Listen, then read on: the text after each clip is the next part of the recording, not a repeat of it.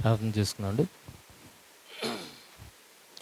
మమ్మల్ని మిక్కిలిగా ప్రేమించు మా కన్న తండ్రి, దేవా ఈ ఉదయకాల సమయంలో తండ్రిని పిలుచుకున్న మహాభాగ్యాన్ని చేరున్న మా అందరికీ మీరు అనుగ్రహించినందుకే వందనాలు తెలియజేస్తున్నాం తండ్రి. దేవా మమ్మల్ని అందరినీ మీరు మీ చల్లనైన రెక్కల కింద భద్రపరిచి కాచి కాపాడి దేవా ఈ దినానికి మమ్మల్ని అందరినీ చేర్చినందుకే వందనాలు. ఇచ్చిన ఆయుష్ను బట్టి ఆరోగ్యాన్ని బట్టి మా హృదయపూర్వక ధన్యవాదాలు మీకు తెలియజేస్తున్నాం తండ్రి. దేవా ఎందు నిమిత్తం అయితే కూర్చొని ఉన్నామో ఆ లక్ష్యం నెరవేరుటకు సహాయం దయచేయండి. దేవా మరి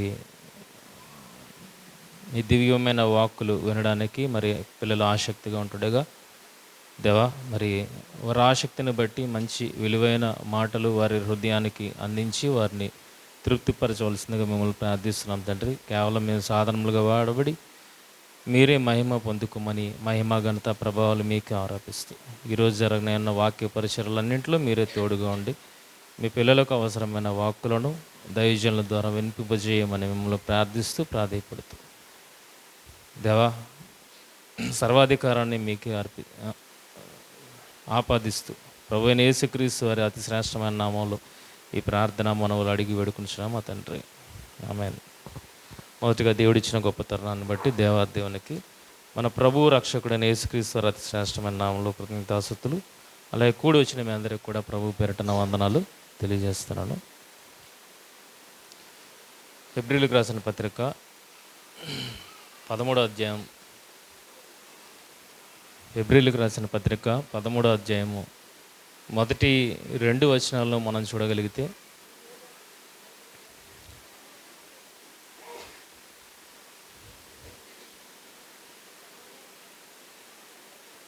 హెబ్రీయులకు రాసిన పత్రిక 13వ అధ్యాయము మొదటి 2 వచనాల్లో సహోదర ప్రేమ నిలువరముగా ఉండనీయుడి, ఆతిథ్యము చేయ మరొకడి, దాని వలన కొందరు ఇరుగకియే దేవదూతలకు ఆతిథ్యము చేసిరి. చాలా జాగ్రత్తగా వినడానికి ప్రయత్నం చేయండి. సహోదర ప్రేమ నిలువరముగా ఉండనీయుడి, సహోదర ప్రేమ నిలువరముగా ఉండనీయుడి. సహోదర ప్రేమ అనేది ఇరువురి మధ్య ఉండాలి అని అంటే, నిలువరముగా ఉండాలంటే, ఒక స్టాండర్డ్గా ఉండాలి అని అంటే ఏం చేయాలి? 2 విడదీసి మనం చదవడానికి ప్రయత్నం చేస్తాం, కానీ 2 మాటలను మనం కలిపి చదవగలిగితే సహోదర ప్రేమ ఎలా నిలువరముగా ఉండగలుగుతుందో అన్నది మనకి అర్థమవుతుంది. చూడండి, సహోదర ప్రేమ నిలువరముగా ఉండనీయుడి, ఆతిథ్యము చేయ మరొకడి. ప్రేమ అనేది ఇద్దరి మధ్యన నిలబడాలి అని అంటే మనం ఏం చేయాలా? ఆతిథ్యం అనేది ఇవ్వాలి. ఉట్టి మాటలతో ప్రేమ అనేది కట్టి ఉంచలేదు. ప్రేమ అనేది ఉండదు. ఉట్టి మాటల దగ్గర ఇద్దరు వ్యక్తుల మధ్య ప్రేమ అనేది ఉండదు. కానీ ఏది ఇద్దరు వ్యక్తులను కట్టిపడేస్తుంది ప్రేమ చేత అన్న విషయాన్ని చూడగలిగితే అది కేవలము ఏంటంట, ఆతిథ్యము ద్వారానే అది సాధ్యము అన్న విషయము మనకి ఇక్కడ అర్థమవుతుంది. ఆతిథ్యము చేయ మరొకడి, దాని వలన కొందరు ఎరుగకయే దేవదూతలకు ఆతిథ్యము చేసిరి. ఇది మనుషులకు కాదట, ఎవరికి చేశారట? దేవదూతలకి. మనం ఎవరికి చేస్తాం? మనం ఎవరికి చేస్తాం? మనుషులుగా మనం ఎవరికి చేయం. అందుకే మన మధ్యన ఏముండదు, ప్రేమ అనేది ఉండదు. కపట ప్రేమలు, మోసకరమైన ప్రేమలు మన మధ్య ఉండడానికి గల కారణం ఏంటంటే ఒకరినొకరు మధ్యన మనం ఆతిథ్యం అనేది చేయడం అనేది మర్చిపోయాం. అందుకే మన మధ్యన ప్రేమలు కుదువయ్యాయి అన్న విషయాన్ని ఇక్కడ చెబుతూ గ్రంథకర్త ఏమంటున్నాడంటే, సహోదర ప్రేమ నిలవరముగా ఉండనీయుడి, ఆతిథ్యము చేయ మరొకటి, దానివలన కొందరు ఎరుగకి దేవదూతలకు ఆతిథ్యం చేసిరి. చూడగలిగితే ఎలీషా కాలంలో సిరియా దేశపు రాజు ఇజ్రాయెల్ మీద దండెత్తడానికి చాలా విశ్వ ప్రయత్నాలు చేస్తూ ఉంటాడు. అలా విశ్వ ప్రయత్నాలు చేస్తున్నప్పుడు ఎలీషా గో ఈ రకముగా వీళ్ళు వ్యూహం పన్నారు, ఈ రకంగా ఇజ్రాయెల్ మీదకి వస్తున్నారని చెప్పినప్పుడు వాళ్ళ ఆలోచనని భంగపరుస్తాడు ఎలీషా. ఎన్నిసార్లు వెళ్ళినా అన్నిసార్లు సిరియా దేశస్థులు భంగపడతారు. దీనికి కారణం ఏంటి? మనలో ఎవడైనా ఉన్నాడా విషయాన్ని తెలియపరిచేవాడు? ఇజ్రాయేలులకు విషయాన్ని తెలియపరిచి మనల్ని ఈ రకంగా భంగపరచడానికి ఎవరైనా ఉన్నారా అంటే ఎవరు లేరండి. మనలో ఎవరు కుట్రదారులు ఎవరు లేరు.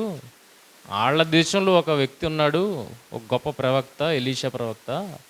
ఆ ప్రవక్త మన రాకడను ముందుగానే, మన 4 గోడల మధ్య ఏదైతే మాట్లాడుకుంటున్నామో వాటిని ముందుగానే ఇజ్రాయేలులకు తెలియజేపరుస్తున్నాడు. ఆ ప్రవక్తను బట్టి మనం భంగపడుతున్నాం అని అన్నప్పుడు రాజు ఏమంటాడంటే ఆ ఎలీషా ప్రవక్తనే మనం చంపేద్దాం, ఎలీషా ప్రవక్తనే మనం చంపేద్దాం, అప్పుడు ఇజ్రాయెల్ మీద జయం ఆటోమేటిక్గా వస్తుంది కదా. ఇంకా చంపేద్దామని గొప్ప సైన్యాన్ని ఎలీషా యొద్దకు పంపిస్తాడు. అక్కడ జరిగిన సందర్భం మనందరికీ తెలుసు. సేవకుడు భయపడతాడు, ఏంటి ఇంతమంది సేన వచ్చేసింది, సిరియా సేన, మనం బయట పడలేము అన్నప్పుడు, పిచ్చోడా ఒకసారి వాళ్ళ వెనకాతలు వెళ్ళి చూడు అని అంటాడు. వెనకాతలు చూసినప్పుడు దేవుని సేన ఎంత గొప్పగా ఉన్నది అని అంటే వాళ్ళకంటే గొప్పగా దేవుని సేన వెనకాతలు ఉన్నట్టుగా దాసుడు చూస్తాడు.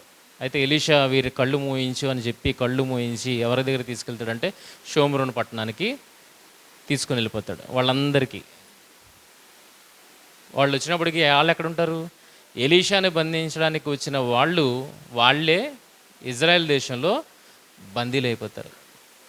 ఇప్పుడు రాజు అంటాడు వీళ్ళని చంపేద్దామా అనేసి అన్నప్పుడు, లేదు చంపొద్దు, వీళ్ళకి ఏం చేయాలి? భోజనం పెడదాం,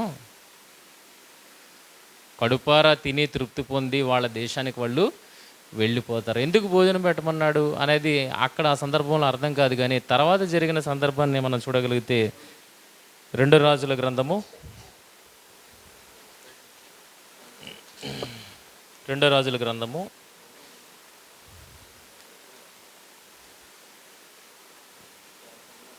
26వ అధ్యాయము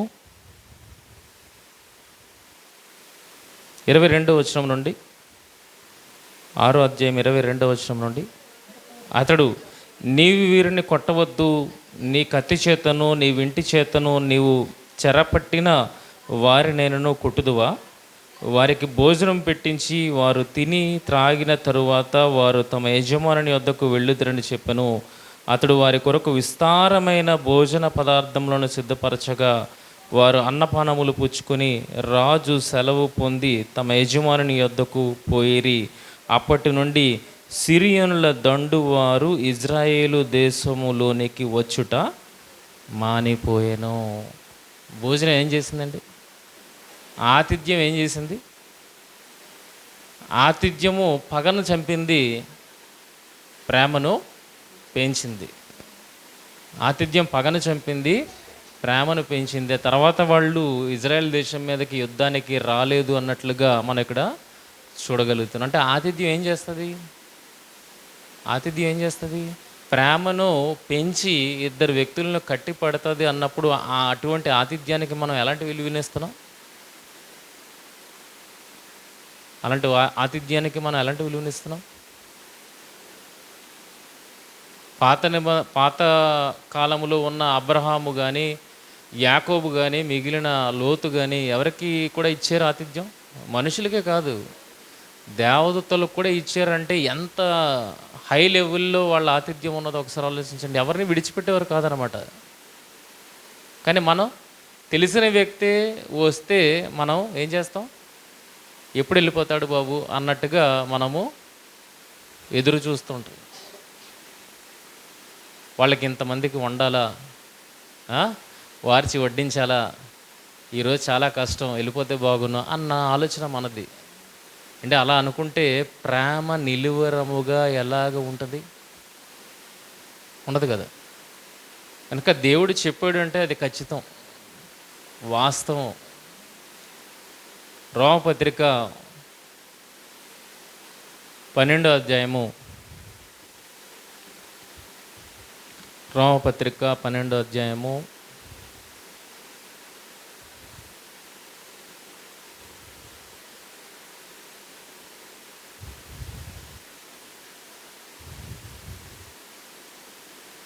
19వ వచనం, ప్రియులారా మీకు మీరే పగ తీర్చుకొనక దేవుని ఉగ్రతకు చోటీడి, పగ తీర్చుట నా పని, నేనే ప్రతిఫలమునిత్తును అని ప్రభువు చెప్పుచున్నాడని వ్రాయబడి ఉన్నది. కాబట్టి నీ శత్రువు ఆకలి గొని ఉంటే అతనికి భోజనము పెట్టుము, దప్పిగొని ఉంటే దాహమిమ్ము. అలాగు చేయటం వలన అతని తల మీద నిప్పులు కుప్పగా పోయిదురు. కీడు వలన జయింపబడక మేలు చేత కీడును జయించుము. ఏది కీడు, ఏది మేలు? శత్రువు దొరికాడు కదా అని వేసేద్దాం అని అనలేదు అక్కడ. రాజు అయితే ఏమన్నాడు, వీళ్ళని వేసేద్దామా ఆయుధంతో అన్నాడు. కానీ ఎలీషా అన్నాడు, లో, అది యుద్ధతంత్రం కాదు. ఏది యుద్ధతంత్రం కాదు? శత్రువు దగ్గర ఆయుధం లేనప్పుడు నువ్వు ఆయుధం పట్టుకొని వాడి మీదకి వెళ్ళడం అనేది యుద్ధతంత్రము కాదు. ఇద్దరి దగ్గర ఆయుధాలు ఉన్నప్పుడు ఇద్దరు పోరాడచ్చు. కనుక ఏమంటున్నాడనంటే, శత్రువు దొరికాడు కదా అని పగ తీర్చుకోవడానికి ప్రయత్నించక, పగ తీర్చుకునే పని నీది కాదు, ఎవరిది? నాది. పగ తీర్చుకునే పని నీది కాదు, నాది. ప్రేమ చూపించే పని ఎవరిది? ప్రేమ చూపించే పని ఎవరిది? నీది. ప్రేమ చూపించే పని ఎవరిది? నీది. కానీ మనం ఏది ఎంచుకుంటున్నాం? దేవుడు పనిని మనం తీసుకుంటున్నాం, మన పనిని గాలికి వదిలేస్తున్నాం. అంతేనా? దేవుడు ఏమంటున్నాడు, పగ తీర్చుట నా పని. నువ్వేం చేయాలో తెలుసా? నువ్వు పగ తీర్చుకోవద్దు. నువ్వు ఎంతవరకు నీ వల్ల అయితే అంతవరకు నువ్వేం చూపించాలా? ప్రేమ చూపించాలి. లాస్ట్ టైం మనం ఒక ఎగ్జాంపుల్ చూసాం కదా, ఒక తేలు, ఒక పంతులు, పూజారిని ఒక తేలు. ఆ సన్నివేశాన్ని చూసినప్పుడు తేలు తన స్వభావాన్ని మార్చుకోలేదు, పూజారి తన స్వభావాన్ని మార్చుకోలేదు. కనుక సిచ్యుయేషన్స్ ఎదురైనప్పుడు మనల్ని మనం మార్చుకోవడానికి ప్రయత్నం చేయొద్దు. మనం ఏంటో అలాగే ఉండడానికి ప్రయత్నం చేయాలి. పగ తీర్చుకునుట నీ పని కాదు, ఎవరి క్రియలను బట్టి వారికి ప్రతిఫలం ఇచ్చుట నా పని. కానీ నీ పని ఏంటి అని అంటే ఏమంటున్నాడంటే, నీ శత్రువు ఆకలి గొని ఉంటే అతనికి భోజనము పెట్టుము, దప్పిగొని ఉంటే దాహమిమ్ము. అలాగూ చేయటం వలన అతని తల మీద నిప్పులు కుప్పగా పోయిదు. అదేంటి, నేను శత్రువుని కదా, ఈడు నాకు భోజనం పెడుతున్నాడంటే, వాడు ఆలోచనలో ఏమైపోతాడంటే ఇంకా ఉక్కిరి బిక్కిరి అయిపోతాడు. అసలు నేను అనుకోలేదే. సిరియా సైనికులు ఏమనుకుంటారు, దొరికారు కదా ఇంకా చంపేస్తారు అనుకుంటారు. కానీ మాకు భోజనం పెట్టడం ఏంటి? చంపకుండా భోజనం పెట్టారు అని అంటే ఇంతవరకు నేను వేరేగా ఆలోచించాను, కానీ ఇప్పుడు వీళ్ళు వేరు అన్న విషయము మీరు ప్రేమను చూపించడం బట్టి వాడికి అర్థమవుతుంది. అప్పుడు మీరు ఆలోచించాల్సిన అవసరం లేదు, మీరు మీ హృదయంలో ఉగ్రతను పెంచుకోవాల్సిన అవసరం లేదు. ఎవడు చచ్చిపోతాడు మీ ఆతిథ్యానికి? ఎదుటివాడే చచ్చిపోతాడు. అదేనా ఉంది. అలాగూ చేయటం వలన అతని తల మీద నిప్పులు కుప్పగా పోయిదురు. కనుక ఈ రకముగా కీడు వలన జయింపబడక మేలు చేత కీడును జయించుము అని అంటే, ప్రేమ ఉండాలి, పగ ఉండకూడదు అని అంటే ఏం చేయాలా? ఆతిథ్యం అనేది ఇవ్వాలి. ఆతిథ్యం అనేది ఇవ్వాలి. ఇస్తామా మనం? ఎందుకు ఇవ్వాలి? ఆతిథ్యం ఎందుకు ఇవ్వాలి అన్న విషయాన్ని మనం చూడగలిగితే, దినవృత్తాంతాల గ్రంథము మొదటి గ్రంథము 29వ అధ్యాయము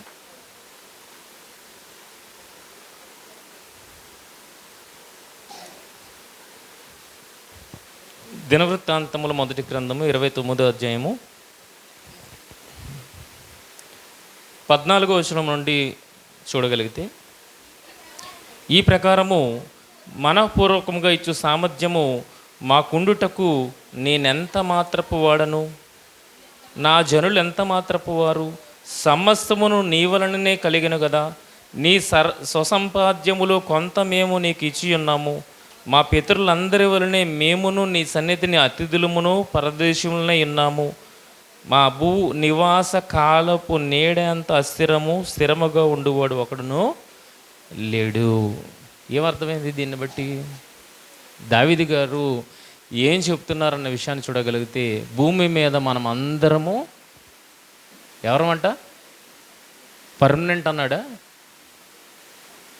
పర్మనెంటా? మనం ఇక్కడ నుండి వేరే ప్రాంతానికి వెళ్తాం, అక్కడ పర్మనెంటా?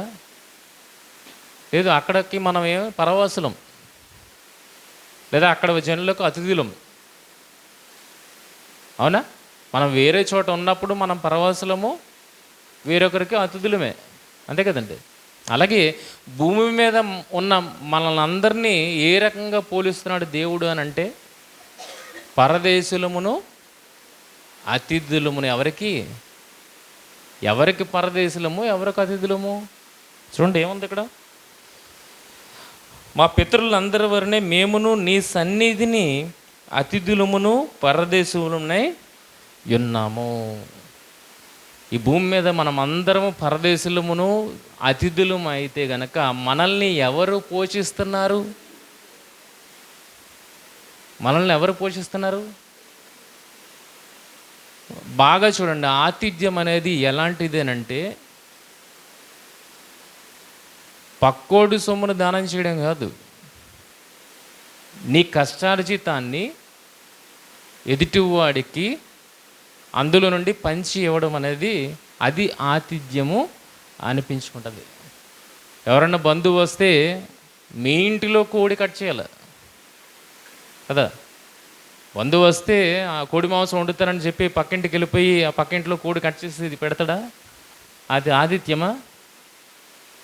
కాదు. నిజంగా వస్తే, నిజంగా నీకు ప్రేమ ఉంటే ఏం చేయాలంటే, నీ మందలో లేకపోతే నీ గంపలో శ్రేష్టమైన కోడిని తీసుకుని వచ్చి నువ్వు వాడికి దానిని ఇచ్చి ఆతిథ్యం ఇవ్వాలి. అది నిజమైన ప్రేమ అని అనిపించుకుంటే గనక, ఈరోజు మనం అందరము అతిథులము పరవాసులము అన్నప్పుడు, ఆ పరదేశులము అతిథులమైన మనలను ఎవరు పోషిస్తున్నారు, ఎవరి సమృద్ధిలో నుండి మనల్ని పోషిస్తున్నారన్న విషయాన్ని చూడగలిగితే, ఈ భూమియు దాని సంపూర్ణత ఎవరివి? సాధన్ శౌర్య, ఈ భూమియు దాని సంపూర్ణత ఎవరివి? దేవునివి. ఇప్పుడు దేవుడు ఎక్కడి నుండి పోషిస్తున్నాడు? మన దగ్గర నుండి తీసుకొని మనల్ని పోషిస్తున్నాడా, లేదా తన సమృద్ధిలో నుండి తీసి మనల్ని పోషిస్తున్నాడా? ఏది తీసి పోషిస్తున్నాడండి?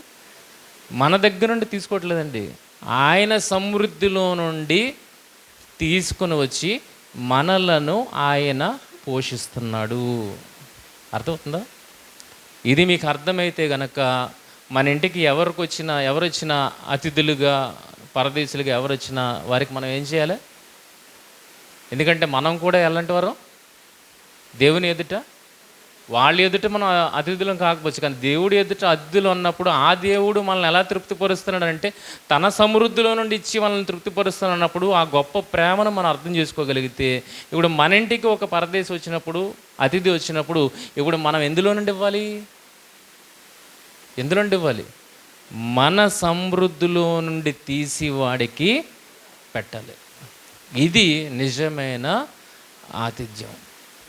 ఇది నిజమైన ఆతిథ్యం. ప్రియమైన వాళ్ళారా, దేవుడు ఎలాంటి ఆతిథ్యాన్ని అయితే మనకు నేర్పిస్తున్నాడో అటువంటి ఆతిథ్యాన్ని మన ఎదుటివాడి పట్ల మనం చూపించగలిగితే, మన ఇద్దరి మధ్యన ఏం నిలువరంగా ఉంటుంది?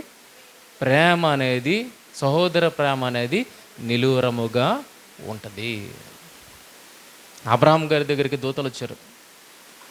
అబ్రహాం గారి దగ్గరికి దూతలు వచ్చారు. దూతలు వచ్చినప్పుడు ఆయన ఏం చేశాడు? చూడండి ఒకసారి. ఆదికాండము 18వ అధ్యాయము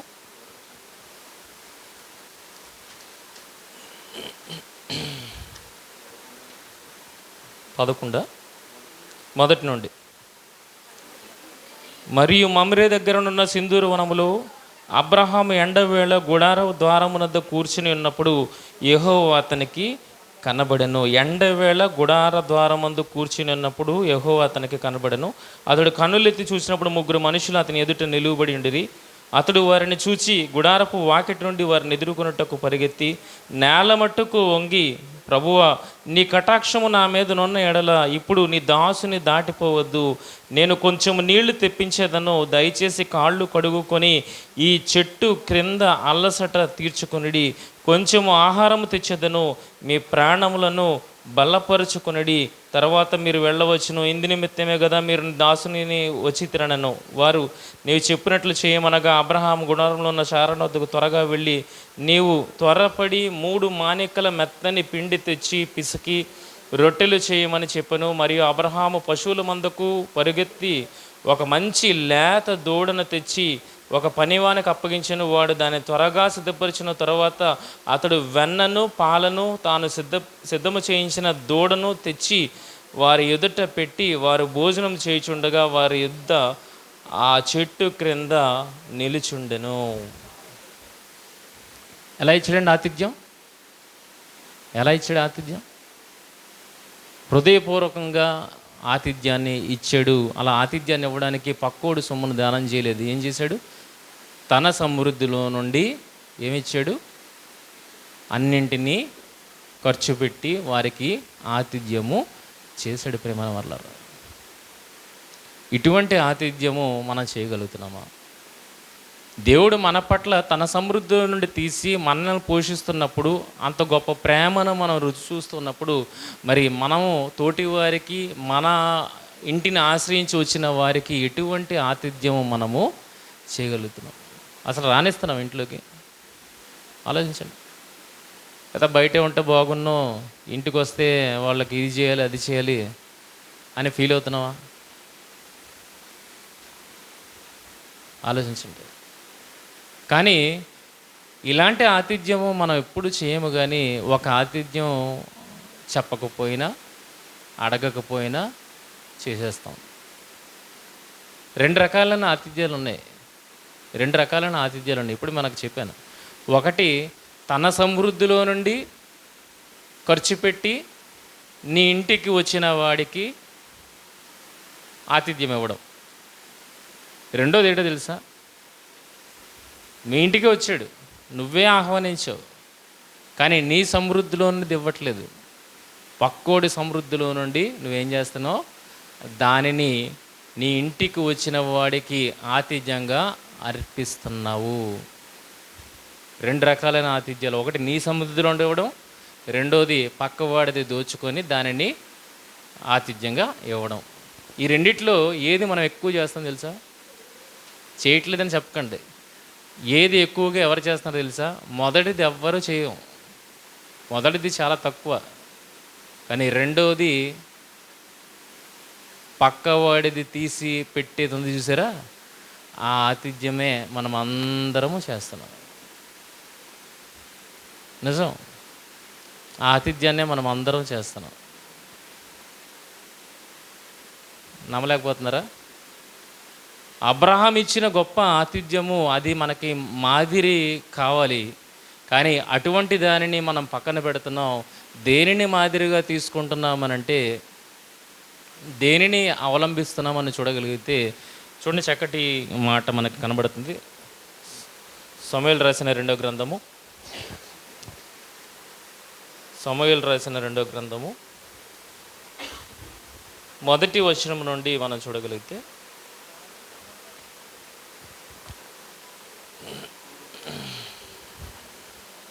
అధ్యాయం చెప్పలేదా? 12 కదా. సమూయేలు రాసిన 2వ గ్రంథము 12వ అధ్యాయము. కావున యెహోవా నాతానును దావీదు వద్దకు పంపెను. అతడు వచ్చి దావీదుతో ఇట్లనెను. దీనికి ముందు సందర్భం మనకు తెలిసి ఉండాలి. దీనికి ముందు 12వ అధ్యాయాన్ని చదువుతున్నప్పుడు అది అర్థం కావాలంటే 11వ అధ్యాయంలో ఏం జరిగింది అన్నది మనకి తెలియాలి. 11వ అధ్యాయంలో ఏం జరిగింది? ఈయన చల్లవేళ సాయంకాల పూట ఆయన తన ప్రాకారం మీద వెళ్తున్నప్పుడు ఈయన బెత్షెబను చూశాడు. బెత్షెబను చూసిన తర్వాత కావాలనుకున్నాడు, ఆమెతో పోయాడు. ఆమె ప్రెగ్నెంట్ అని తెలిసిన తర్వాత ఆమె భర్తను దావీదు గారు చంపించడం అనేది జరిగింది. ఇది అలాగా కామప్ అయిపోయింది అని అనుకున్నారు దావీదు. మళ్ళీ నార్మల్ లైఫ్లోనికి వెళ్ళిపోయాడు. కానీ దేవుడు అన్నీ చూస్తాడు గనక చూసిన దేవుడు దావీదు దగ్గరికి ఇప్పుడు ఎవరిని పంపించాడు? ప్రవక్తని పంపించాడు. కావున యెహోవా నాతానును దావీదునొద్దకు పంపెను. అతడు వచ్చి దావీదుతో ఇట్లనెను, ఒకానొక పట్టణమందు ఇద్దరు మనుషులు ఉండిరి. విషయం దావీదు దగ్గర డైరెక్ట్గా చెప్పవచ్చు కదండి. ఎందుకు ఉపమానార్థంగా చెబుతున్నాడు ఇక్కడ? ఉపమానార్థంగా ఎందుకు చెప్తున్నాడు అంటే, రాజులు ఎలా రియాక్ట్ అవుతారో చెప్పలేం. డైరెక్ట్గా చెప్తే తెగిపోవచ్చు పేక, అర్థమైంది కదా. కనుక వాళ్ళకి అర్థమయ్యే రీతిలో వాటిని చెప్పాలి. విషయాన్ని అర్థమయ్యే రీతిలో చెప్పించాలి. దావీదుకి అబ్షాలోము మీద కావాలన్న కోరిక ఉంది, కానీ అబ్షాలోముని రమ్మనలేడు. అప్పుడు యోవాబు సేనాధిపతి ఎవరిని పంపించాడు దావీదు దగ్గరికి? యుక్తిగా మాట్లాడే ఒక స్త్రీని పంపించాడు.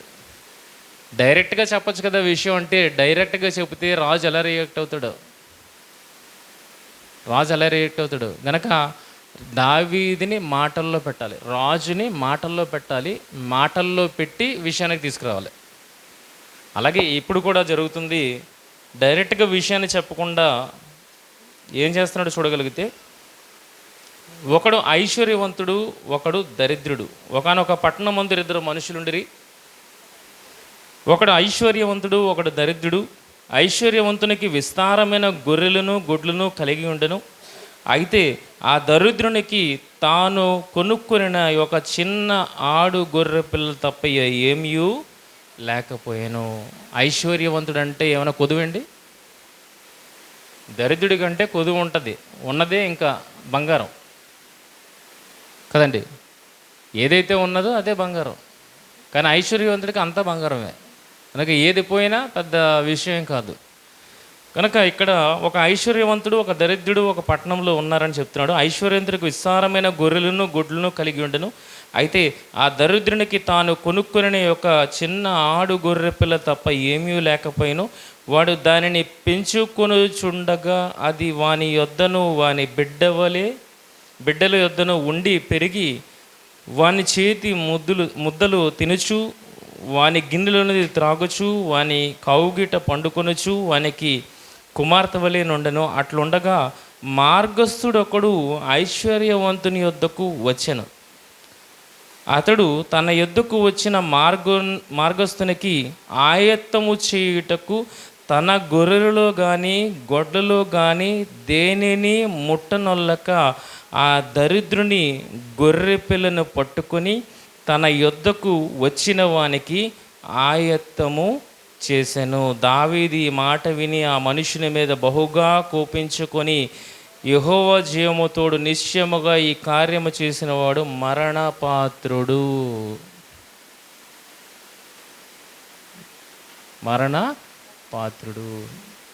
అర్థమైందండి బాగా. ఒక మార్గస్థుడు వచ్చాడంట ఐశ్వర్యవంతుని ఇంటికి. ఇప్పుడు మార్గస్థుని వచ్చినప్పుడు ఆయనకి నువ్వు నిజంగా ఆతిథ్యం ఇవ్వాలనుకుంటే ఎందులోంటి తీసివ్వాలి? ఆయన సమృద్ధిలో నుండి తీసివ్వాలి. కానీ ఎవరిది తీసి ఎవరికి ఇచ్చాడు? దరిద్రుడికి ఉన్నది ఒకటే. వాళ్ళింటికి వెళ్తే దరిద్రుడు చేసేవాడేమో, ఆ గొర్రె పిల్లనే కట్ చేసి పెట్టేవాడేమో. కానీ వచ్చింది ఎవరు? అతిథి ఎవరింటికి వచ్చాడు? ఐశ్వర్యవంతుని ఇంటికి వచ్చాడు. కానీ ఐశ్వర్యవంతుడు ఏం చేశాడు? కూర్చో, నీకు భోజనం పెడతానని చెప్పి ఏం చేశాడు? ఆ దరిద్రుని ఇంటికి వెళ్ళి ఆ గొర్రె పిల్లని పట్టుకొని దానిని వచ్చి ఆ బలిచ్చి ఆతిథ్యము ఇచ్చాడు. మార్గస్థుడు ఆయన ఇంటికి వచ్చిన మార్గస్థునికి ఆతిథ్యము చేశాడు.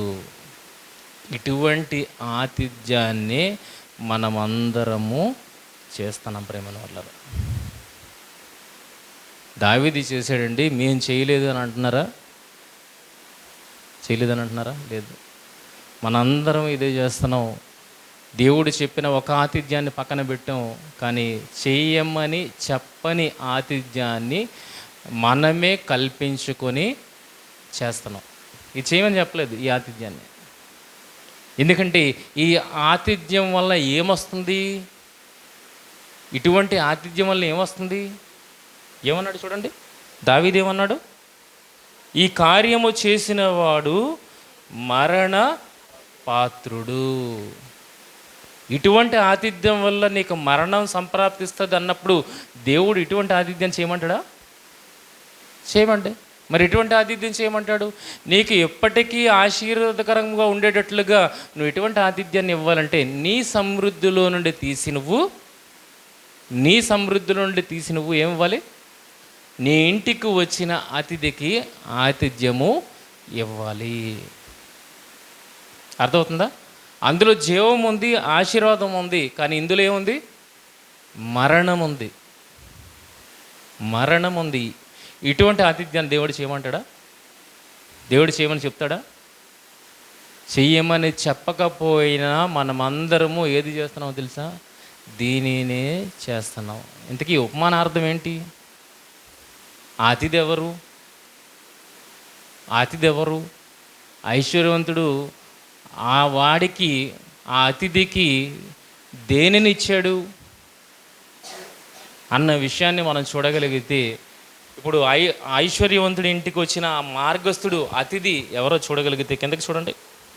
7 వచ్చిన నాతాను దావీదును చూచి ఆ మనుష్యుడవు నీవే. దావీదే ఆ మనుషుడంట. ఆ ఐశ్వర్యవంతుడు ఎవరో కాదు, ఎవరు? దావీదు. మరి దావీదు ఇంటికి వచ్చిన ఆ అతిథి ఎవరు?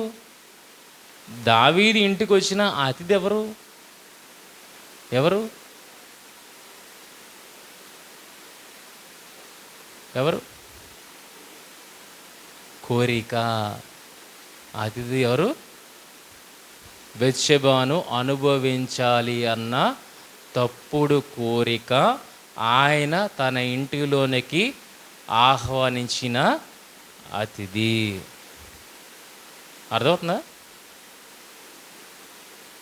అది మార్గాన్న పోయేది. ఆలోచనలు వస్తూ ఉంటే పోతూ ఉంటాయి కదా. ఆలోచనలు అనేవి వస్తూ ఉంటే పోతూ ఉంటాయి. ఎవరో ఒక ప్రశ్న వేశారు అన్నప్పుడు, మనిషి గాంధీ గారి విషయం ఏదో వచ్చినప్పుడు మాట్లాడిన ఒక ఎగ్జాంపుల్,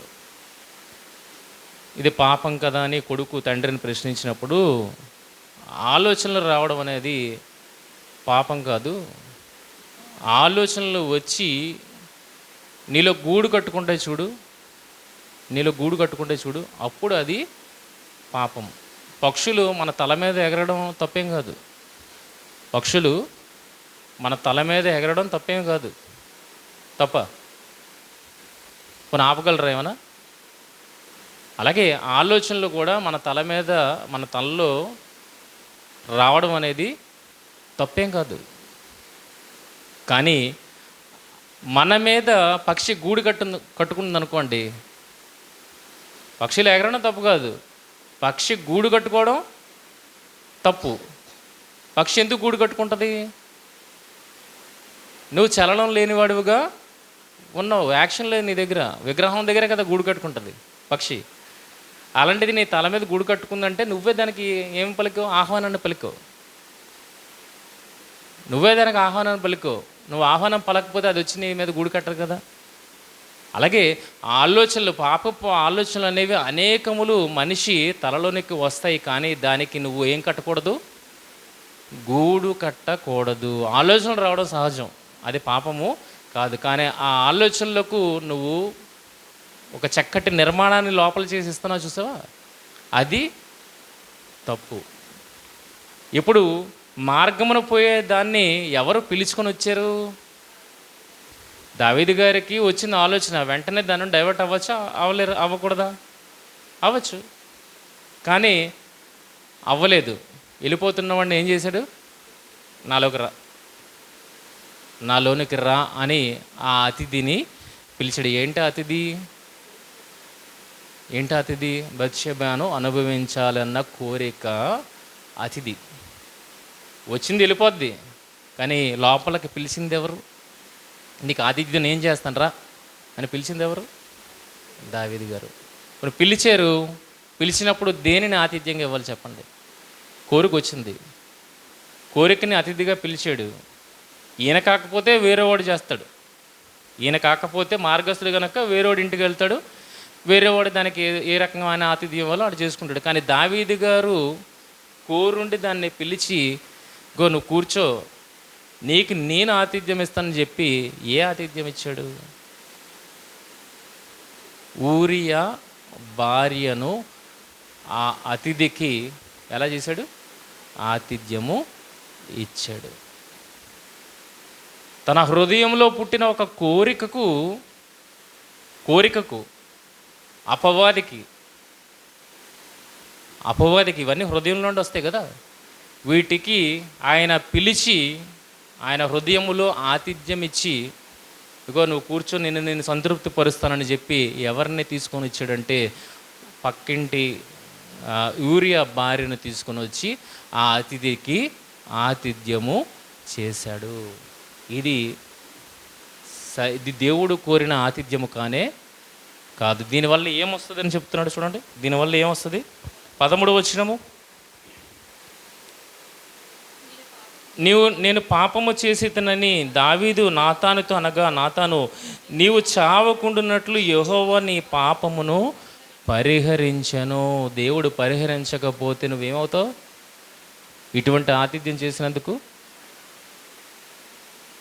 చేసినందుకు చనిపోవాలి.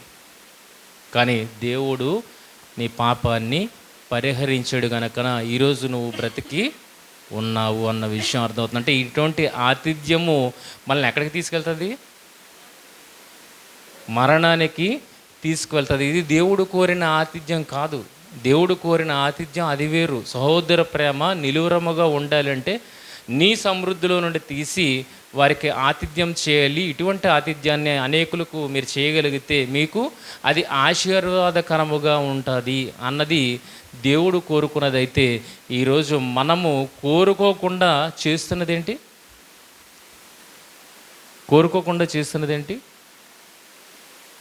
మార్గస్థుని పిలిచి, వాడు నేను కోరలేదు, నువ్వు కాకపోతే నాకు వేరే ఇల్లు ఉంది, కానీ వెళ్ళిపోతున్న వాడిని ఎవరు పిలిచారు? నువ్వు రా అని వాడిని పిలిచి కూర్చోబెట్టి, ఇదిగో నీకు విందు చేస్తానని చెప్పి వాడి కొరకు ఏం చేస్తున్నామనంటే మనం ఇతరులను వాడికి అప్పగిస్తున్నాము. అర్థమవుతుందా? ఇది మన అందరం చేయట్లేదా? మన హృదయములో పుట్టే ప్రతి తలంపుకు మన హృదయములో గూడు కట్టి వాడి కోరికను తీర్చడానికి మనం పరుగులు పెట్టట్లేదా? ఇటువంటి ఆజ్ఞ ఎవరు ఇవ్వట్లేదా? ఆలోచించండి. ఇదే ఆతిథ్యాన్ని చేస్తున్న ప్రేమన వల్లరా, ఇదే ఆతిథ్యం. ఇస్కరియోతు యోధ మనందరికీ తెలుసు.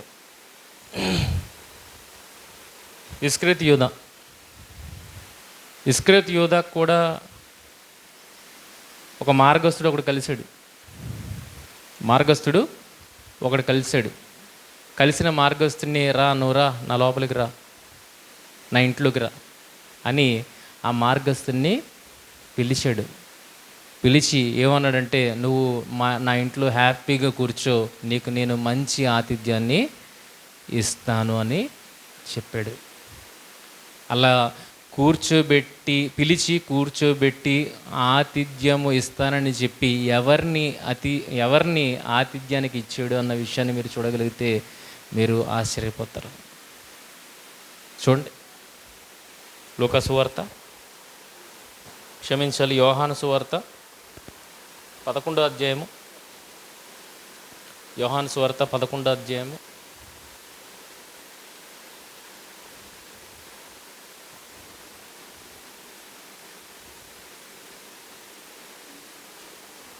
56, 57 వచనాలు.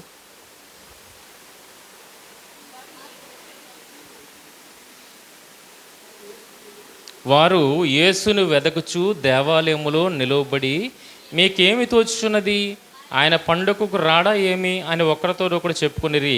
ప్రధాన యాజకులను పరిసయ్యులను ఆయన ఎక్కడ ఉన్నది ఎవరికైనాను తెలిసిన ఎడల తాము ఆయనను పట్టుకొనగలుగుటకు తమకు తెలియజేయవలని ఆజ్ఞాపించి ఉండిరి. ఒక సమాచారం అనేది వీరి దగ్గర నుండి బయలు వెళ్ళింది. ఒక సమాచారం అనేది వీరి దగ్గర నుండి బయలు వెళ్ళింది. ఏంటో సమాచారం? యేసుక్రీస్తు వారు ఎక్కడున్నారో ఆ విషయాన్ని మాకు తెలియజేయండి. ఓకేనా? వెళ్ళిందా? ఒక వ్యక్తి వెళ్ళాడు, వీళ్ళ దగ్గర నుండి ఒక వ్యక్తి వెళ్ళాడు. వీడు మార్గస్థుడు, ఎవరైనా ఆహ్వానించవచ్చు కదా, మార్గస్థుడిని ఎవరైనా ఆహ్వానించవచ్చు. అయితే ఎవరు ఆహ్వానించారన్న విషయాన్ని చూడగలిగితే యోహాను సువార్త 13వ అధ్యాయము 2వ వచనం చూడండి. వారు భోజనం చేయుచుండగా ఆయనను అప్పగింపవలనని సీమోను కుమారుడగు ఇస్కరియోతు యూదా హృదయములో అపవాది ఇంతకుముందు ఆలోచన పుట్టించి ఉండెను. వాళ్ళు ఒక సమాచారాన్ని బయటికి విడుదల చేశారు. ఏంటంటే యేసుక్రీస్తుని ఎవరికైనా కనబడితే ఆయన అక్కడ ఉన్నాడు అన్న ఇన్ఫర్మేషన్ని మాకు ఇవ్వండి అన్న ఒక సమాచారాన్ని బయలుదేరదీశారు.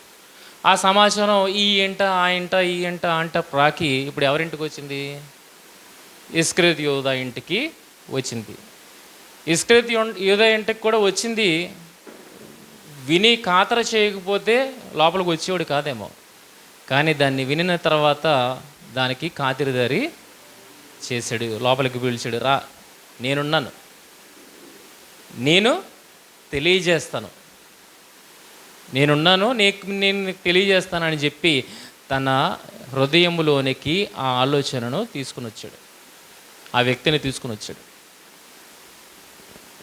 అర్థమవుతుందా? చెప్తున్నది అర్థమవుతుందా? వ్యక్తిని తీసుకుని వచ్చాడు. కూర్చో, నీకు ఈరోజు మంచి భోజనం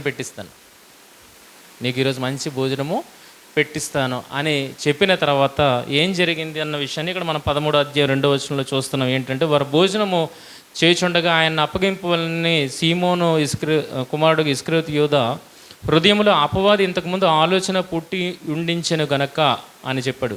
తండ్రి తన చేతికి కాదండి, ఇది అక్కడ వరకు ఏంటి? అపవాది ఇంతకు ముందు ఆలోచన పుట్టించున్నాడు. ఇప్పుడు ఆలోచన వరకు ఓకే. ఇందాక చెప్పాను కదా, ఆలోచన రావడం అనేది సహజం, దాన్ని ఎవరు ఆపలేరు. కానీ గూడు కట్టుకోవడం అయితే ఆపచ్చు. అది నా చేతుల్లోనే ఉంది. చేతకాని వారిలాగా అయితే దేవుడు మనల్ని చేయలేదు, దాన్ని ఆపగలిగే వారిగా దేవుడు చేశాడు. కానీ ఆలోచన వచ్చింది. ఆ ఆలోచనకి తన ఇంటిలో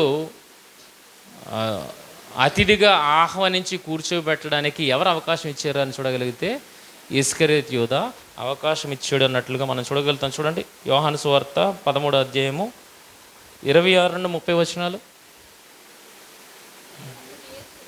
అందుకు యేసు, నేను ఒక ముక్క ముంచి ఎవనికి చెదనో వాడే అని చెప్పి ఒక ముక్క ముంచి సీమోను కుమారుడగు ఇస్కరియోతు యూదాకి ఇచ్చెను. వాడు ఆ ముక్క పుచ్చుకొనగానే సాతాను వానిలో ప్రవేశించెను. అతిథిని ఆహ్వానించాడు. అతిథిని ఇంతవరకు బయటే ఉన్నాడు. ఇప్పుడు ఏం చేశాడంటే ఆ అతిథిని లోపలికి పిలిచిన తర్వాత ఏది తప్పదు? పిలిచి కూర్చోబెట్టిన తర్వాత ఏం తప్పదు? ఖచ్చితంగా విందు చేయాలి. ఇప్పుడు ఇస్కరియోతు యూదా ఎలాంటి విందు చేశాడు ఆ వ్యక్తికి, ఆ అపరిచితుడికి అన్న విషయాన్ని చూడగలిగితే కిందకి చదవండి. ప్రవేశించను. యేసు నీవు చేయుచున్నది త్వరగా చేయమని వానితో చెప్పగా ఆయన ఎవరి నిమిత్తమో అతనితో ఇలాగో చెప్పానో అది భోజనంలో కూర్చున్న వాళ్ళు ఎవరిని తెలియలేదు. డబ్బు సంచి యూదా దగ్గర ఉండేను గనక పండుగకు బేదలకు ఇమ్మనేనని చెప్పాడేమో అనుకున్నారు. 30వ వచనం, వాడు ఆ మొక్క పుచ్చుకొని వెంటనే బయటకు వెళ్ళాను. అప్పుడు రాత్రి వేళ బయటకు వెళ్ళాడు. దేనికి బయటకు వెళ్ళాడు? దేవదూతలు అబ్రహాము గారి దగ్గరికి రాగానే ఆయన అక్కడ కూర్చోబెట్టి ఆయన ఎక్కడికి వెళ్ళాడు? విందు చేయడానికి పిండి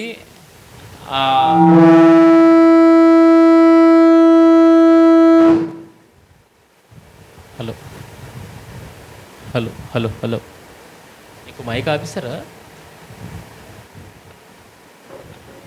హలో, దూతలను పక్కన పెట్టి ఏం చేశాడండి ఆయన? పిండికి సిద్ధపరిచాడు. తర్వాత మాంసానికి దూడను సిద్ధపరిచాడు. తర్వాత పాలు వెన్న తీసుకుని వచ్చాడు కదా. అలాగే ఇప్పుడు అతిథిని ఆహ్వానించిన తర్వాత ఏం తీసుకురావడానికి వెళ్తున్నాడు ఇస్కరియోతు యూదా? విందు చేయడానికి అవసరమైన వాటిని కూర్చడానికి వెళ్తున్నాడు. ఇంతకీ ఆ విందు ఎవరు కాదు, ఆ విందు ఎవరు? యేసుక్రీస్తు వారు. విందుకు పిలిస్తే ఎవరిని ఇవ్వాలి చెప్పండి? విందుకు పిలిస్తే ఎవరిని ఇవ్వాలి చెప్పండి? తన సమృద్ధిలో నుండి తన వాటిని ఇవ్వాలే కానీ ఇప్పుడు ఇస్కరియోతు యూదా ఎవరిని అప్పగిస్తున్నాడు ఆ అపరిచితుడికి?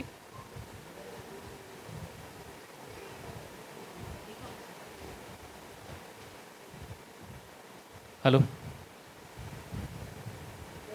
అయిపోయిందా? ఇస్కరియోతు యూదాలోనికి అపవాది ప్రవేశించాడు, అంటే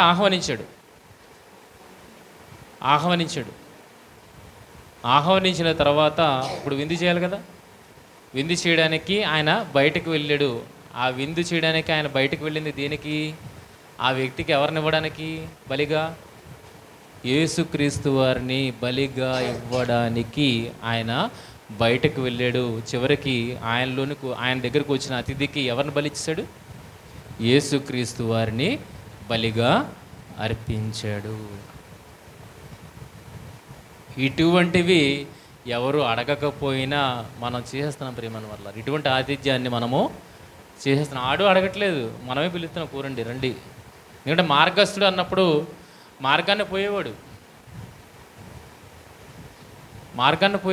నువ్వు కాకపోతే వేరొకరు కదండి.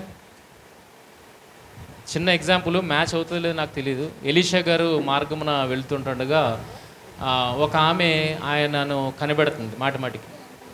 షూనేమీరాలు మార్గమున పోయి ఆ ప్రవక్తకు పిలిచి తన ఇంటిలోనే బస ఏర్పాటు చేసి ఆయనకు ఆతిథ్యం ఇవ్వడం అనేది చేసింది ఆవిడ.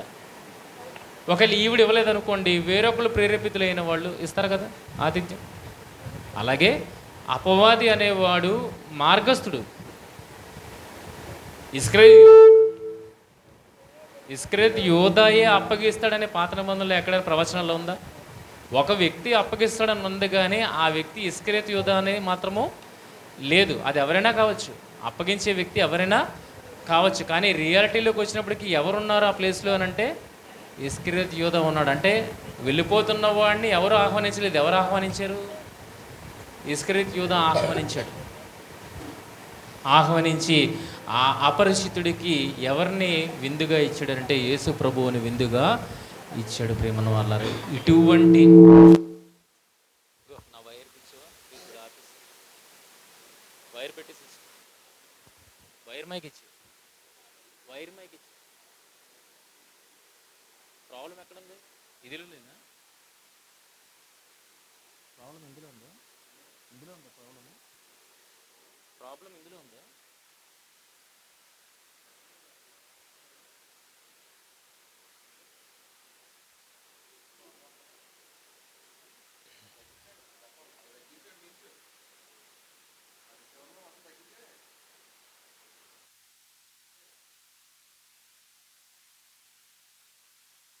హలో హలో, రాలేదు. Hello hello hello, ఆపిస్తుందా?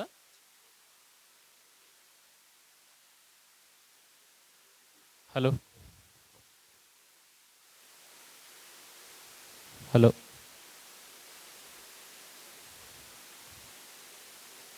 ప్రియమైన దేవుని పిల్లలారా, ఇది దేవుడు కోరిన ఆతిథ్యము కానే కాదు.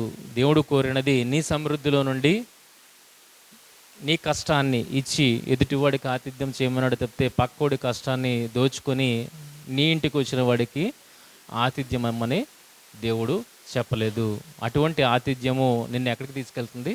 మరణానికి తీసుకువెళ్తుంది. ఆశీర్వాదము రావడం పక్కన పెట్టండి, మరణానికి అది నడిపిస్తుంది. కనుక ఈ రెండు ఆశీర్వాదాల్లో, ఈ రెండు ఆతిథ్యాలలో మనం ఏ ఆతిథ్యం వైపుకు మొగ్గు చూపుతున్నామో అన్న విషయాన్ని చూడగలిగితే, దేవుడు చెప్పకుండానే మనంతటా మనమే దారిని పోయేవాడిని మన హృదయంలోనికి పిలిచి వాడికి చక్కగా పేటేసి ఆకేసి అందులో వాడికి విందు చేయడానికి ఏం చేస్తున్నామంటే పక్క వాడిని ఇబ్బంది పెట్టేవాడముగా మనము ఉన్నాం. ప్రియమైన వాళ్ళారా, ఈరోజు న్యూస్లో మనకి కనబడుతున్నవన్నీ ఇవే కదా. ఒక ముసలివాడు ఒక మనవరాలి స్థాయిలో ఉన్న ఒక చిన్నారిని చిరుస్తున్నాడు అంటే ఎవరికి ఆతిథ్యం చేస్తున్నాడు? వాడిలోకి వచ్చిన ఒక తప్పుడు కోరికకు వాడి పిలిచి కూర్చోబెట్టి, ఇదిగో నేను ఈరోజు నీకు ఆతిథ్యం చేయబోతున్నానని చెప్పి ఎవరిని ఆతిథ్యం ఇస్తున్నాడనంటే మనవరాలి వయసులో ఉన్న ఆ చిన్న పిల్లను ఆ వచ్చిన అతిథికి ఆతిథ్యం ఇస్తున్నాడు. ప్రేమన వాళ్ళారా, ఇలాంటివి ఎన్ని జరగట్లేదు?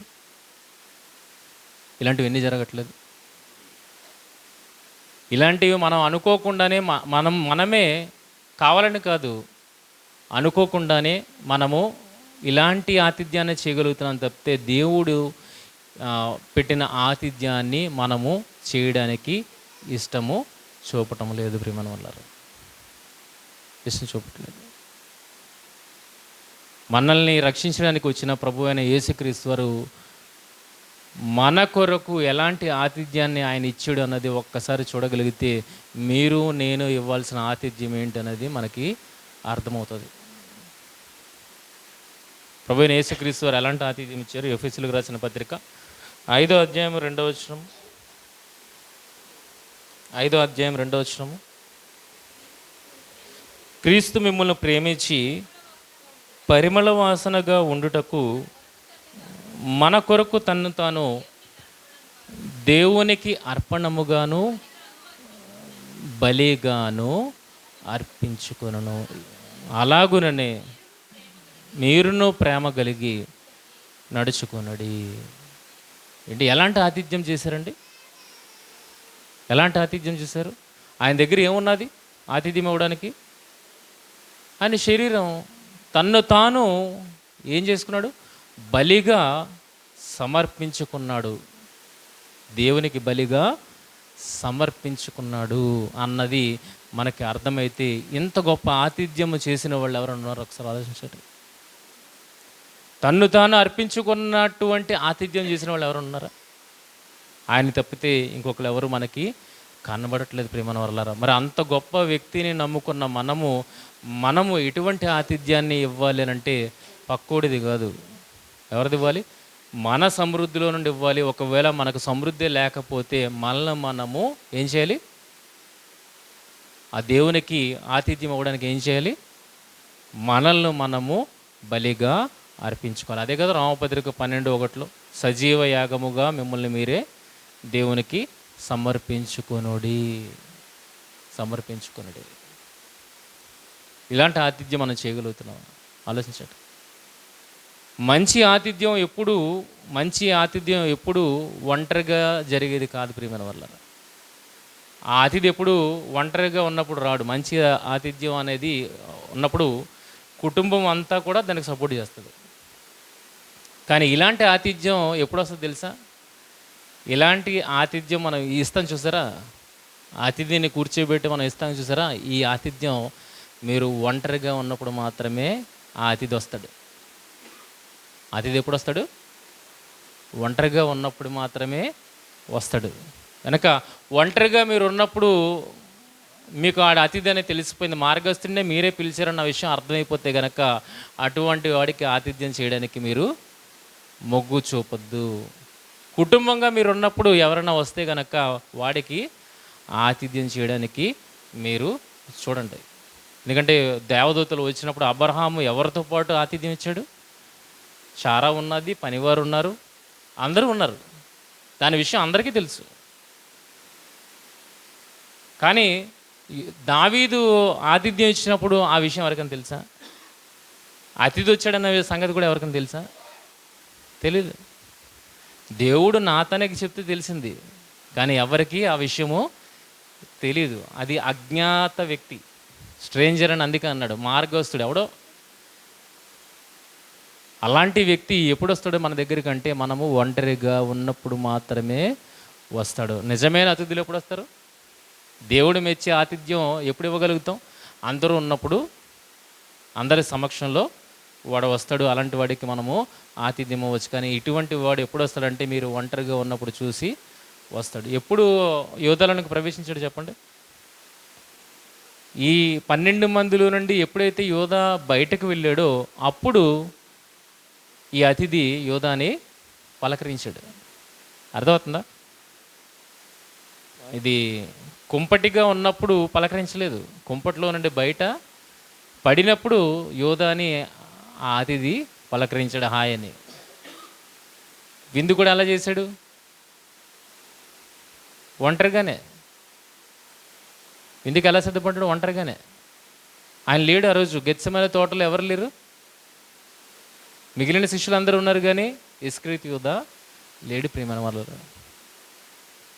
కనుక ఇటువంటి ఆతిథ్యాన్ని మనం చేయడానికి అస్సలు మనము ఆలోచించకూడదు. ఒకటే ఒక మనకు ఆతిథ్యం, అదేంటంటే నీ సమృద్ధిలోనిది తీసి నీ సహోదరులకు నువ్వు ఆతిథ్యం చేయాలి. ఒకవేళ నీ దగ్గర లేకపోతే నువ్వు దేవుడికి ఎలా ఆతిథ్యం చేయాలంటే నిన్ను నువ్వు అప్పగించుకొని దేవుడికి ఆతిథ్యం చేయాలి. కానీ పక్కవాడిది తీసి ఆతిథ్యం చేయాలనుకోవడం అది దేవుడు మెచ్చే ఆతిథ్యము కానే కాదు. అది ఎవరు మెచ్చేదంటే అపవాది మెచ్చేది. అపవాది నీ నుండి ఏం కోరుకుంటున్నాడు? నువ్వు నాలాగే ఎక్కడికి వెళ్ళకూడదు? పరలోకం వెళ్ళకూడదు. నాకు అలాగే పరలోకంలో ప్లేస్ లేదు కనుక నువ్వు నా ఇష్టడివి అని ఆడంటున్నాడు. అంటే నాలాగే నువ్వు కూడా ఎక్కడికి వెళ్ళవు? పరలోకానికి వెళ్ళకూడదు అన్న ఆలోచన వాడిది. ఇంకా వాడు మెచ్చుకుంటున్నాడు అని అంటే, వాడు నిన్ను మెచ్చుకుంటున్నాడు అంటే నువ్వు ఎక్కడికి వెళ్తావు అని వాడికి తెలుసు. నువ్వు ఎక్కడికి వెళ్తావు వాడికి తెలుసు. నాలాగే వీడు కూడా నరకానికి వచ్చేస్తాడు అన్న విషయం వాడికి తెలుసు. అందుకే నిన్ను మెచ్చుకుంటున్నాడు. కానీ దేవుడు ఎందుకు మెచ్చట్లేదంటే నువ్వు నరకానికి వెళ్ళడం దేవుడికి ససేమిరా ఇష్టం లేదు కనుక అటువంటి ఆతిథ్యాన్ని అసలు ఆలోచనలోనికే తీసుకురావద్దన్న విషయము చెప్తున్నాడు. అది ఎప్పుడు చెప్పాడు? ప్రారంభంలోనే చెప్పాడు. ఎప్పుడో తెలుసా?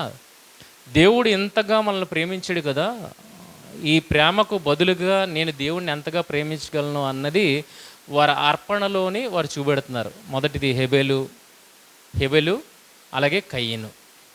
హెబెలు ఎలాంటి అర్పణ ఇచ్చాడంటే తన సమృద్ధిలో నుండే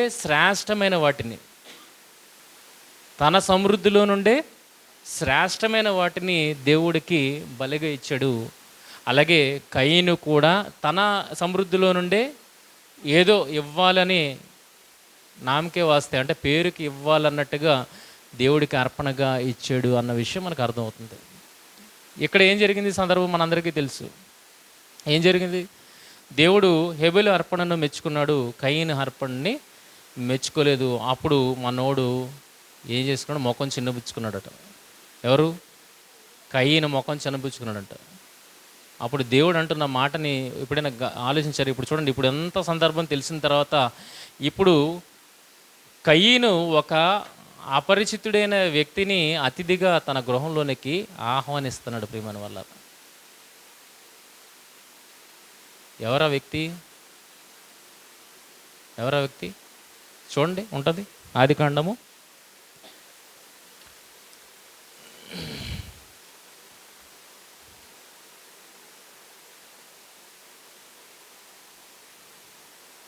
4వ అధ్యాయము 6వ వచనం. యెహోవా కయీనుతో నీకు కోపమేలా? ఏంటి? ఏ అతిథి ఇక్కడ? కోపం అనే అతిథిని ఆహ్వానించాడు. కోపం అనే అతిథి. అసలు కోపపడాల్సిన అవసరం ఏముంది చెప్పండి? హెబెలు లాంటి అర్పణ కయీను అర్పించేస్తే సరిపోద్ది కదా, ఇందులో కోపపడాల్సింది ఏముంది? కానీ అలా అర్పించకపోగా ఏం చేస్తాడంటే కోపగిస్తున్నాడు. ఎవరి మీద? తమ్ముడి మీద కోపగిస్తున్నాడు. నువ్వు నాలాంటిది ఇవ్వాలి కానీ నేను నీలాంటిది ఎప్పటికీ ఇవ్వను. నువ్వు నాలాంటిది ఇవ్వాలే కానీ నువ్వేమో శ్రేష్టమైనది ఇచ్చావు అని తమ్ముని మీద ఏం చూపెడుతున్నాడట? కోపమును చూపెడుతున్నాడట. ముఖము చిన్నబుచ్చుకొని ఉన్నావేమి? నీవు సత్క్రియ చేసిన ఎడల తలనెత్తుకునవా? సత్క్రియ చేయని ఎడల వాకిట పాపము పొంచి యుండును. వాకిట ఏముంటుందటండి? వాకిట ఏముంటుంది?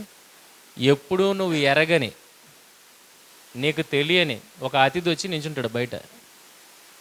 ఒక మార్గస్థుడు వచ్చి నించుంటాడు బయట. నువ్వు ఎప్పుడు ఎరగనిది అది సడన్గా ప్రత్యక్షమవుతాడు. నీ ఇంటి గృహము వాకిట వాడుంటాడు. ఇప్పుడు కయ్యేని ఇంటి వాకిట ఎవరున్నారు? కోపము అనే మార్గస్థుడు ఇంటి ముంద నించుండి తలుపు తడుతున్నాడు. ఇప్పుడు కయ్యను ఆహ్వానించడం లేదో చూడండి.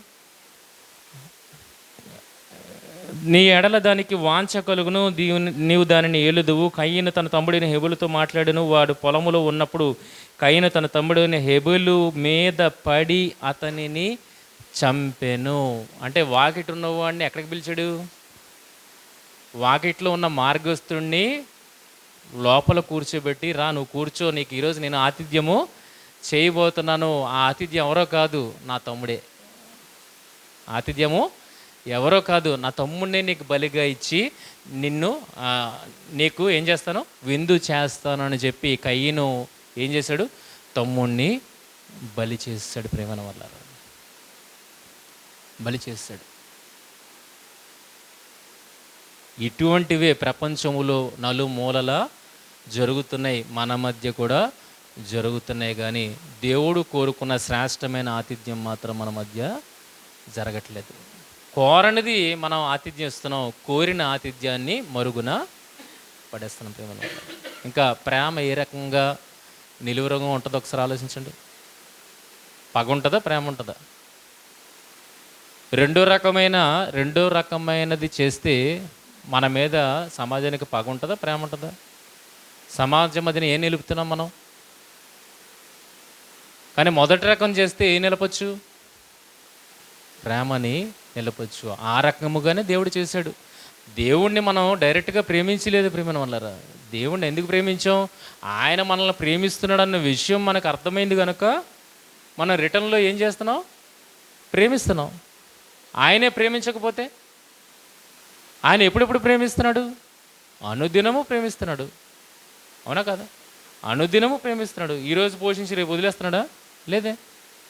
ప్రతి దినము తన సమృద్ధిలో నుండి మనకి పోషణకు ఆధారమైన వాటన్నింటినీ అనుగ్రహిస్తున్నాడు అన్నప్పుడు ప్రతిరోజు ఆయన ప్రేమిస్తున్నాడు కనుక ఆ ప్రేమను అర్థం చేసుకున్న మనము ఆయన్ను కూడా ప్రతిరోజు ఆయన ప్రేమించడానికి ప్రయత్నము చేస్తున్నాము. కనుక మనము మొదటగా ఆయన ప్రేమించలేదు, కానీ ఆయనే మనలను మొదటగా ప్రేమించాడు. అంటే ప్రేమ ఉంటేనే ఎదుటి వ్యక్తికి కూడా నీ పట్ల ప్రేమ ఉంటుంది. మధ్యలో ఏముంది? ఆతిథ్యం ఉన్నది. కనుక సంఘంలో కానీ సహవాసంలో కానీ ఇద్దరు వ్యక్తుల మధ్య కానీ రెండు కుటుంబాల మధ్య కానీ ప్రేమ నిలువరముగా ఉండాలి అంటే వాళ్ళ మధ్య ఏముండాలి? ఆతిథ్యం అనేది ఖచ్చితంగా ఉండాలి. ప్రేమను వల్ల ఆతిథ్యం అనేది ఖచ్చితంగా ఉండాలి. కనుక ఇటువంటి ఆతిథ్యాన్ని దేవుడు కోరుకుంటున్నాడు. ఇది మీ జీవితాలకు ఆశీర్వాదకరమైనది. కానీ దేవుడు కోరనిది మనం కోరుండి పిలిచి ఆతిథ్యం ఇస్తున్న ఆతిథ్యాలే ఎక్కువగా ఉన్నాయి మన జీవితాల్లో. ఇది మనల్ని ఎక్కడికి తీసుకెళ్తుంది? నరకానికి తీసుకుని వెళ్తుంది, మరణానికి తీసుకుని వెళ్తుంది. ఇటువంటి ఆతిథ్యాన్ని దేవుడు వద్దంటున్నాడు. యేసుక్రీస్తు ప్రభువు వారు చూపించిన అటువంటి ఆతిథ్యాన్ని మనల్ని చేయమంటున్నాడు. ఆయన ఎలా బలి అయిపోయాడండి? ఆయన తన్ను తాను బలిగా దేవునికి అర్పించుకున్నాడు అన్న విషయం మనకు అర్థమైతే ఈరోజు ఆయన నమ్ముకున్న మనము ఇటువంటి ఆతిథ్యాన్ని ఇవ్వడానికి ఇష్టపడాలంటే పక్కవాడి సమృద్ధిలోండి తీసి ఇవ్వడానికి ఇష్టపడకూడదు. మన సమృద్ధిలో మనము ఆ దేవుని కొరకు బలిగా అర్పింపబడమే ఆయనకు మనం ఇచ్చే గొప్ప ఆతిథ్యం. ప్రియమైన వాళ్ళారా, అటువంటి ఆతిథ్యము మిమ్మల్ని ఎక్కడికి తీసుకెళ్తుంది? నిత్య జీవానికి తీసుకువెళ్తుంది. రెండు రకాలైన ఆతిథ్యాలు. ఈ రెండు రకాలైన ఆతిథ్యాల్లో మీరు ఏ రకమైన ఆతిథ్యానికి మొగ్గు చూపుతున్నారు, ఏ రకమైన ఆతిథ్యాన్ని మీరు ఇస్తున్నారు అన్నది ఆత్మ విమర్శ చేసుకోండి. ఒకటైతే మిమ్మల్ని జీవానికి నడిపించేది, రెండోదైతే మిమ్మల్ని మరణానికి నడిపించేది. అదే సమూయేలు అంటారు, జీవ మరణాలు రెండు మీ ఎదుట ఉంచబడి ఉన్నాయి, నిర్ణయం ఎవరిది? మీది. చెప్పవలసిన బాధ్యత వాక్యానిది, అలాగే మాది. తీసుకోవాల్సిన నిర్ణయం ఎవరిది? మీది. కనుక శ్రేష్టమైన 2 విషయాలు మీ ముందు ఉంచడం జరిగింది. ఇందులో దేనిని మీరు కోరుకుంటారన్నది మీ విచక్షణకే మిమ్మల్ని విడిచిపెడుతూ ఈయన మాటలు ముగిస్తున్నాను. ప్రార్థన చేసుకో. మోహనోతుడైన మా తండ్రి, మీ మహాఘనమైన శ్రేష్టమైన పవిత్రమైన నామానికి వేలాది వందనాలు దేవా. ఎన్నో అమూల్యమైన మాటలు తండ్రి మీ వాక్యంలో పొందుపరిచినారు తండ్రి. ఏదో ఒక్క మాట అయినా మా హృదయాలను కదిలిస్తుందన్న ఆలోచన మీది తండ్రి. దేవా, అనేకమైన భోజన పదార్థాలు ఒక వ్యక్తి ముందు పెట్టినట్లుగా తండ్రి అనేకమైన విషయాలు తండ్రి రంగరించి మా ముందు పెట్టారు. ఏదో ఒకటి తండ్రి మాకు రుచిస్తుందని, మా గ్రహింపునకు వస్తుందన్న ఆలోచనతో మీరు ప్రయత్నం చేస్తున్నారు తండ్రి.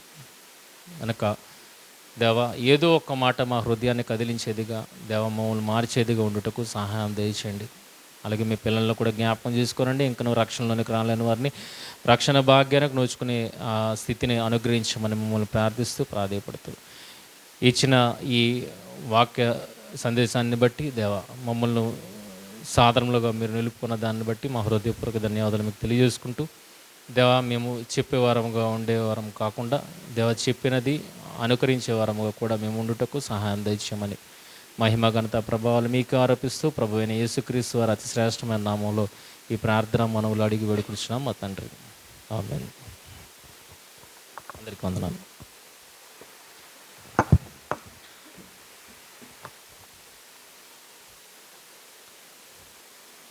ఇప్పటివరకు ఆతిథ్యాన్ని గురించి అన్నయ్య చెప్పిన దేవుని వాక్యాన్ని బట్టి ప్రభు పేరట అన్నయ్యకు వందనములు తెలియజేసుకుంటున్నాను. చాలా విషయాలు మనతో పంచుకోవడం జరిగింది. ఆతిథ్యం ఎన్ని రకాలుగా ఉంటుందో, ఎవరు ఎలాంటి ఆతిథ్యాలు ఇచ్చారు,